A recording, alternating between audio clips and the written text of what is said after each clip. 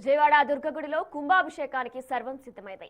ఆగమ శాస్త్రం ప్రకారం ఇవాల్టి నుంచి 3 రోజుల పాటు ఈ క్రతువు జరగనుంది.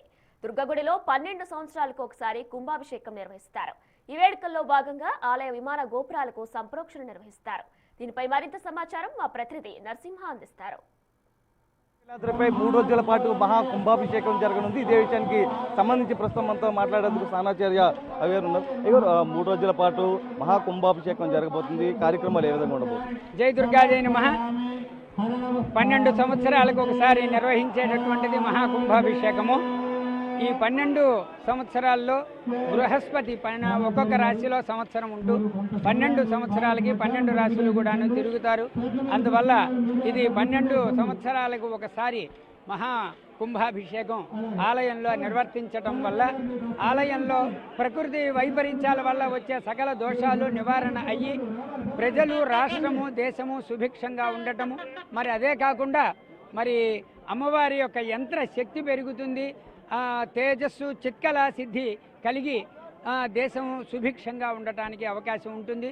ఈ 3 రోజులు కూడాను అగ్ని ప్రతిష్టాపన కార్యక్రమం చేసి మరి వాటితో పాటుగా మూలమంత్ర హవనములు, మూలమంత్ర జపాలు, చతుర్వేద పారాయణలు ఇవన్నీ కూడాను చేసి 9వ తారీఖు ఉదయం 9 గంటలకి మహాపూర్ణాహుతి, మరి 9:34 నిమిషాలకి మహాకుంభాభిషేకము కంచిక అమ్మకోట పీఠాధిపతులు శ్రీ శంకర విజయేంద్ర సరస్వతి స్వామి వారిచే నిర్వర్తించడం జరుగుతుంది.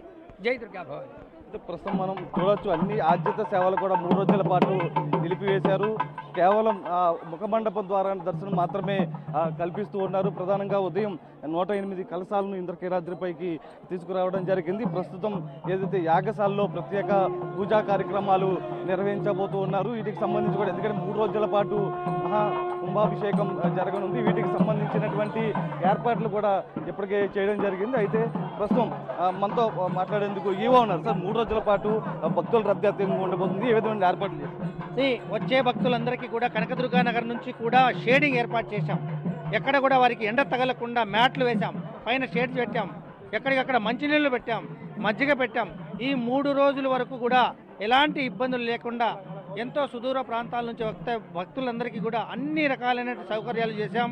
ఈ కార్యక్రమం 12 సంవత్సరాలకు ఒకసారి వచ్చే కార్యక్రమం కాబట్టి రాష్ట్ర రాజధాని అందరూ కూడా అబ్జర్వ్ చేస్తుంటారు కాబట్టి ఎక్కడ లోటుపాట్లు లేకుండా మేము ఏర్పాటు చేశామని చెప్పి తెలియజేస్తున్నాం. సీఎం, డిప్యూటీ సీఎం ఎప్పుడు రాబోతుంది?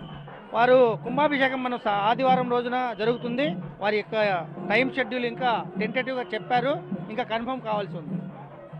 మహా కుంభాభిషేకానికి సంబంధించి అన్ని ఏర్పాట్లు చేశామంటూ కూడా ఇవైతే చెప్తున్నారు. ప్రధానంగా వీటికి సంబంధించి ఇవాళ నుంచి కూడా 3 రోజుల పాటు కార్యక్రమాలు నిర్వహించబోతున్నారు. ఇవాళ ఉదయం కలశాలతో 108 కలశాలను ఇంద్రకీలాద్రిపైకి తీసుకురావడం జరిగింది. యాగశాలలో ప్రత్యేక పూజా కార్యక్రమం సాయంత్రం 4 గంటలకు అంకురార్పణ జరగబోతుంది. దాంతోపాటు ప్రధానంగా 8వ తేదీన మహా కుంభాభిషేకం జరగనుంది. దీనికి సంబంధించి కూడా సీఎం చంద్రబాబుతో పాటు డిప్యూటీ సీఎం పవన్ కళ్యాణ్ కూడా హాజరయ్యే అవకాశం అయితే కనిపిస్తుంది. అయితే ఇప్పటికే ఇంద్రకీలాద్రిపై అన్ని ఆర్జిత సేవలను కూడా నిలిపివేశారు.